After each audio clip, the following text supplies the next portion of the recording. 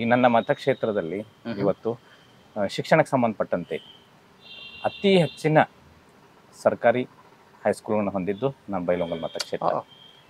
ನಮ್ಮ ಜಿಲ್ಲೆಯಲ್ಲಿ ಅತಿ ಹೆಚ್ಚಿನ ಸರ್ಕಾರಿ ಜೂನಿಯರ್ ಕಾಲೇಜ್ ಹೊಂದಿದ್ದು ಸಹಿತ ನನ್ನ ಬೈಲಹೊಂಗಲ ಮತಕ್ಷೇತ್ರ. ನನ್ನ ಬೈಲಹೊಂಗಲದಲ್ಲಿರುವಂತಹ ಒಂದು ಸರ್ಕಾರಿ ಪದವಿ ಪೂರ್ವ ಕಾಲೇಜ್ ಇವತ್ತು ಬಹುಶಃ ಇಡೀ ರಾಜ್ಯದಲ್ಲಿ ಅತಿ ಹೆಚ್ಚಿನ ಸಂಖ್ಯೆಯನ್ನು ಹೊಂದಿದೆ. ಸುಮಾರು 2200 ವಿದ್ಯಾರ್ಥಿಗಳು ಆ ಒಂದು ಕಾಲೇಜ್ನಲ್ಲಿ ವಿದ್ಯಾಭ್ಯಾಸವನ್ನ ಮಾಡ್ತಾ ಇದ್ದಾರೆ. ಬಹುಶಃ ನಾವು ಇನ್ನೂ ಹೆಚ್ಚಿಗೆ ತಗೋಬಹುದು.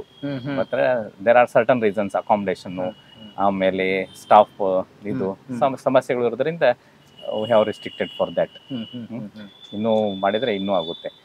ಮತ್ತು ಪ್ರತಿ ವರ್ಷ ವಿಶೇಷ ಅಂತಂತಂದ್ರೆ ಅಗದಿ ಹೆಚ್ಚಿಗೆ ಸಂಖ್ಯೆ ಇದ್ರು ಸಹಿತ ಪ್ರತಿ ವರ್ಷ 1-2 ರ್ಯಾಂಕ್ ಬಂದಿರ್ತಾವೆ ಸ್ಟೇಟಿಗೆ. ಗ್ರೇಟ್ ಸರ್ಕಾರಿ.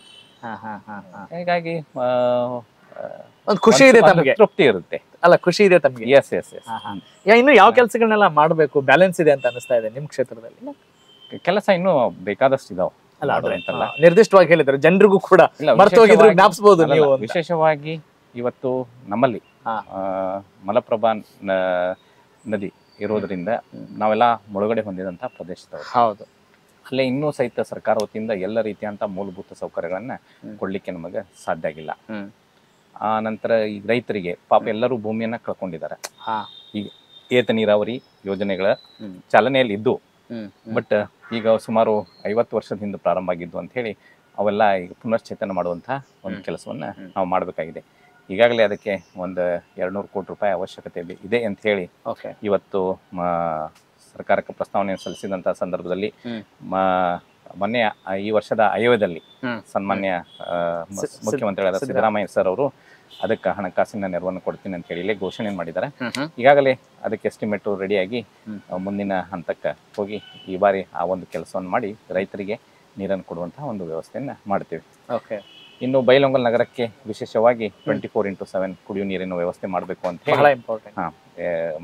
ಹೇಳಿ ಸುಮಾರು 100 ಕೋಟಿ ರೂಪಾಯಿ ವೆಚ್ಚದಲ್ಲಿ ಈಗಾಗಲೇ ಡ್ಯಾಮ್ ನಿಂದನ ನೀರನ್ನು ತೆಗೆದುಕೊಂಡು ಬರುವಂತಹ ಒಂದು ಕೆಲಸವನ್ನ ಕಾಮಗಾರಿಯನ್ನು ಈಗಾಗಲೇ ಪ್ರಾರಂಭವನ್ನ ಮಾಡಿದ್ದೀವಿ. ಈಗ ಅದು ಸಹಿತ ಮುಕ್ತಾಯ ಹಂತದಲ್ಲಿ ಇದೆ. ಆ ಕಾಮಗಾರಿ ಮುಕ್ತಾಯ ಹಂತದಲ್ಲಿದೆ. ಅದರ ಜೊತೆಗೆ ಬೈಲಹೊಂಗಲ ಮತಕ್ಷೇತ್ರ ಹಾಗೂ ಕಿತ್ತೂರು ಮತಕ್ಷೇತ್ರದಲ್ಲಿರುವಂತಹ ಎಲ್ಲ ಕೆರೆಗಳನ್ನ ಇವತ್ತು ಮಲಪ್ರಭಾ ನದಿಯಿಂದ ತುಂಬಿಸ್ಬೇಕು ಅಂತ ಹೇಳಿ ಇವತ್ತು ಕೆರೆ ತುಂಬಿಸುವಂತಹ ಒಂದು ಯೋಜನೆ ಇವತ್ತು ಅದನ್ನು ಸಹಿತ ಪ್ರಾರಂಭ ಮಾಡಿದ್ದೀವಿ.